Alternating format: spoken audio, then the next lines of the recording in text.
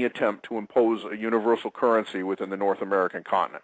I don't see any possibility of it happening until and unless somebody decides that it would be a good idea to invade Canada, and I don't think that's on the horizon. So I know it's been an object of speculation for 20 years.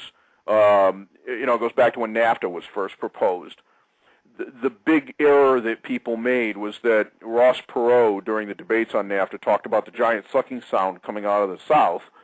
Where he was wrong was that the sucking sound didn't come from the South, it came from the East. It went so far west, it went east, over into China, and all of our manufacturing went over there. The risk does not come from Mexico. The problem area is from the Far East, and that's where we're going to have to deal with it over the next 3 to 5 years. Oh, wow. I see that coming on the horizon, too. As far as the United States is concerned, what is your near and medium and far perspective of what's going to happen? Well, what I have been telling people now for the last 3 years is that we will not exit this economic problem in a durable fashion. In other words, we can't return to a reasonable level of economic stability until all of the bad debt that is in the system beyond a reasonable carrying amount for those people who are actually producing things is flushed out. When this began, my best guess estimate on that for residential housing alone, just residential real estate, was about $3 trillion. We have taken about $1 trillion worth of loss in the banking system so far. That's what we've papered over. We have about another trillion, a little bit more, 1.2 trillion roughly, that is currently being held by the Federal Reserve in the form of what I argue is unlawful purchases of Fannie and Freddie paper. I believe that they do not have the legal authority to do that. That will have to be unwound, and it will be, and as it does, things will get very interesting. There's another $1 trillion or so worth of loss that is yet to be recognized. I expect you're going to see house prices on a national basis probably decline another 20 to 30% before this is over. I expect that the government's going to continue to try to prevent this debt flush from happening, because when it does, it's going to bankrupt most of the major money center banks. It will bankrupt virtually all of the large regional banks. The smaller community banks and credit unions that did not get involved in the speculative real estate bubble will be okay. But all of the larger ones are holding liabilities that they call assets off their balance sheet where they can't be seen. Wells Fargo, for example, has close to $2 trillion worth of this trash off balance sheet, and I have no idea what any of it's worth, and neither does anybody else. Citibank has $1 trillion worth of it off their balance sheet. I can look at their financials until the cows come home, and I can't tell you what the actual value of that debt that they're holding is because I can't see inside the box.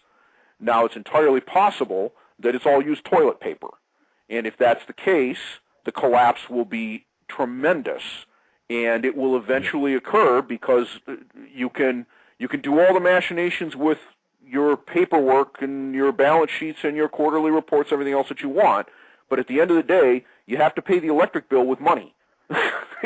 and all of the things that you claim to have on your balance sheet, the only one that pays the electric bill is the line that says cash. Everything else is something, is something you can't pay a bill with. So at the end of the day, that's what forces this problem to resolve. There's just no way to know in advance when it's going to happen. But I don't see a durable economic recovery coming until that flush in the debt structure takes place.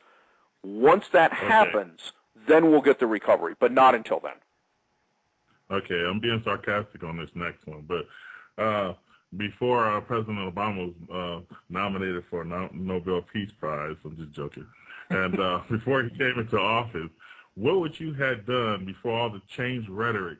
What would you have done if you was President of the United States? Would you have come in and passed bills, draconian bills, and tarps and stimulus and all this other stuff? What would you have done to fix it? I mean, I know you're not president. If you made me president, The first thing that I would do is I would sign an executive order that would give everybody 90 days to put all of their credit default swaps on a public exchange and prove that they have the capital to cover them. And if they cannot do that, 90 days from now, they all get torn up. They're worthless. And that's because if you wrote a contract without the ability to perform, it's an act of fraud. We don't need any new laws. We have existing ones. I just insist that they be enforced. I would have withdrawn all support from Fannie Mae and Freddie Mac. I would have forced house prices to collapse and foreclosures to take place. You do that by putting into regulation, again, through executive order if necessary, that the bank examiners are to mark to the market, the current market price, all home loans that are delinquent 60 days or more. So now the bank either has to foreclose or eat the loss. It would have caused huge bank failures immediately. It probably would have wiped out Citibank, Bank of America, maybe even J.P. Morgan. It would have caused the FDIC to have to absorb anywhere between $750 billion and $1 trillion worth of depositor losses, but it would be over. And at that point, we'd have, if you want to buy a house, you want prices to be low, not high. Just like if you want to buy a car, you want prices to be low. Okay? The only people that want prices to be high are people that were speculating using these things as a means of trying to beat the market, if you will. And sorry, that's not how it works. I own my home free and clear. I have no mortgage on it. I bought my house as a place to live. It is a place to hang my hat and take a shower in the morning. I don't, do I like it if the value goes up? Sure, but only if it goes up on a sustainable basis. You can't get through this mess without clearing this out. What President Obama said he was going to do was stop the fraud and stop the games. And what he did instead of doing what he said was hand out hundreds of billions of dollars to these bankers. He's allowed them to continue their game playing. He's allowed them to rip off the American public. Over $100 billion was transferred to banks, including foreign banks, through American International Group, AIG. They were used as a conduit to bail out people who had bought credit default swaps from AIG. AIG, in turn, had written these policies with no money to pay. So they'd written contracts that they could not perform on. They were fraudulent on their face. They had no money. And yet, instead of forcing these people to eat those losses, President Obama went ahead and just said, okay, here's $150 billion. And the worst part of it is that large part of it went to Goldman Sachs. Okay, everybody knows about that. But what people don't want to talk about is that in almost equally large part went to SocGen. That's a foreign bank. What are we doing with our taxpayers bailing out foreigners? Wow. Okay, it wasn't just limited to us. And now the same thing's going on because we've got this situation going on over in Greece, and apparently AIG has written some credit default swaps over there as well. Yeah. Now we I don't know if I'm changing the subject or not, but I don't think so. But we make nothing here but burgers and pornography. I'm just joking when I say that too.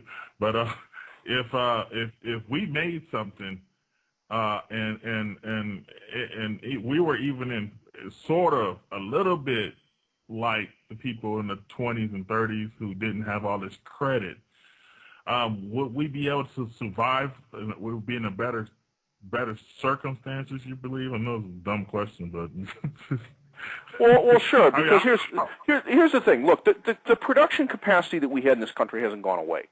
Okay, we still have smart people in this country. We still have most of. Yeah, we still have most of these factories. We still have most of this capacity. It's shut down, but we still have it. Could we bring, can we make automobiles in the United States? Of course we can make automobiles in the United States. We do it today.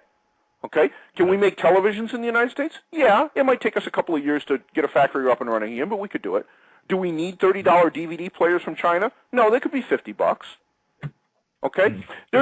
We can solve these problems, but what we can't do is continue to believe that we can exploit effective slave labor conditions in other parts of the world, use that for our benefit, and not pay a price for it. And that's what we've tried to do for the last 30 years. Yeah. Or we might end up putting Walmart out of business, though.